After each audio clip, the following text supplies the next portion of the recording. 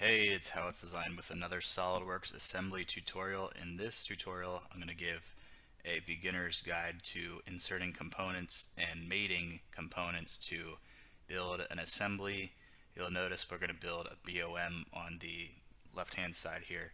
Let's get started, but please subscribe to the channel, like this video, and check out the links of useful guides and etc. in the description. I'm going to first start by, I'm in an assembly, just empty, and we're going to start by selecting this insert components. And it'll prompt us to browse in our local directory wherever we have the parts. So I'm going to begin placing some parts down.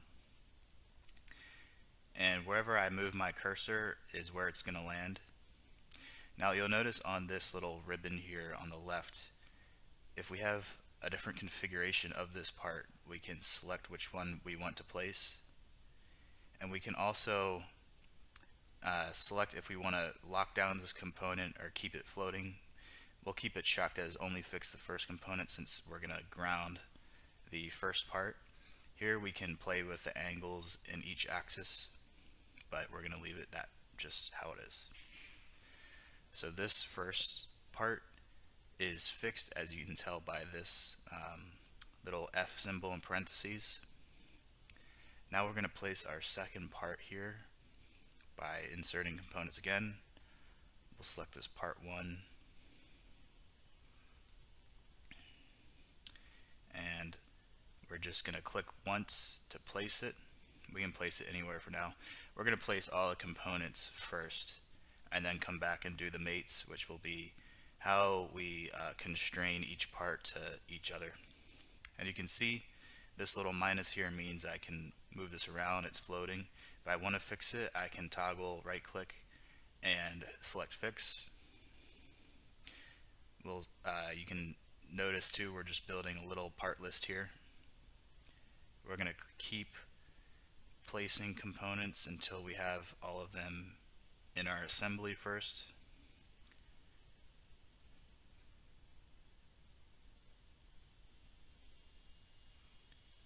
Select our hardware.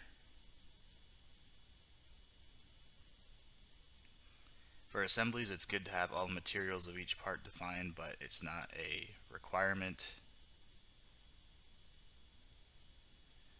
Alright, so we have all of our components placed in the assembly.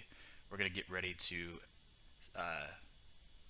constrain and apply the mates. You can see our bill of materials, our parts list here. So let's now begin the mates. Our first mate will be between these two plates. So we're going to select this mate, this paperclip icon up here. We're going to select, it's very intuitive, so since I want to make these two surfaces touch, I'm just going to select this face here. As you can see in our face selection prompt, we have one face selected, and then the second face of this part that I want to sandwich it to, it automatically recognizes that I want to do a coincident mate. So yep, that's what I want. Gives us a nice preview. If I want to offset it, I could select this prompt here, this icon, to change the distance in between, but I do not want to do that. So I'll click this again to not,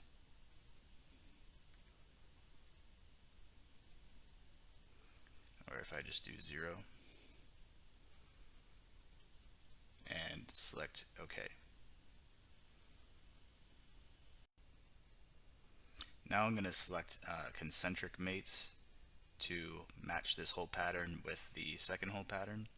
So I'm going to select the faces of the holes, face 1, face 2 here, and it automatically applies this concentric mate.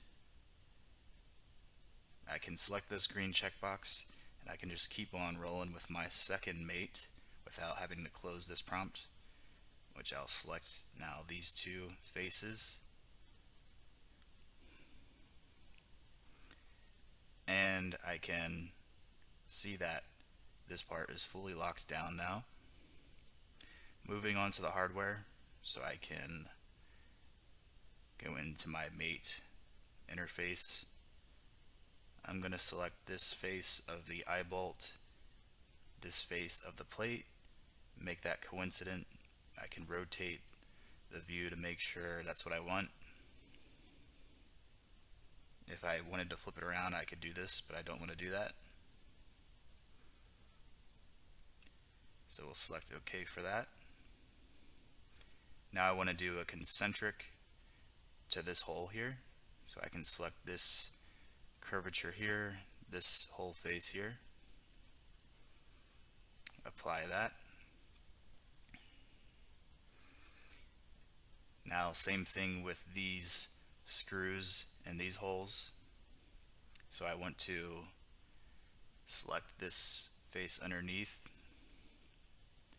of the hex head screw, select this face of the plate, apply that. You guessed it, another concentric mate. I can select this edge as long as it's the same radius as I intend to make concentric. Apply that. And for the nut underneath, I'm going to select this flat surface here, select this face underneath, check apply, and for the concentricity, I can use this edge up here to make it concentric with the screw. Edge 1 and edge 2, concentric, yep. Now I forgot that I have a quantity of 2 of the nuts and screws, so if I want to add more components, I can just go to add component and select the 2 components.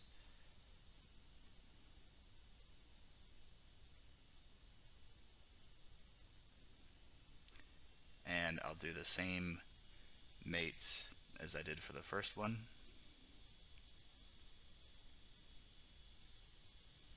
Coincident, concentric. With concentric, I can select faces or edges, which is nice depending on how messy my assembly is. Let's select this edge now, or let's do the coincident between the faces first.